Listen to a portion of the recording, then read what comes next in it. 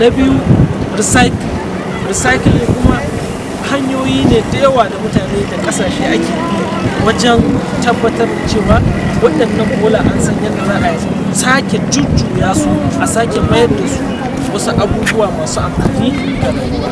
Kaga wannan ma zai rage yawan bola da take shigowa, amma wannan duk ba zai samu ba sai idan an wayar da kan mutane sun fahimci amfani da mahimmancin waɗannan abubuwa.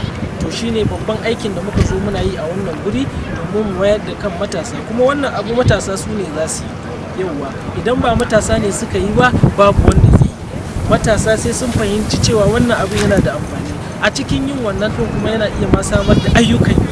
Mafiya yawanci mutane suna ce faman korafi ba aikin yi, amma idan aka yi amfani da waɗannan hanyoyi guda uku da na bayyana abu, za su taimaka wajen samar da ayyukan yi ga matasa.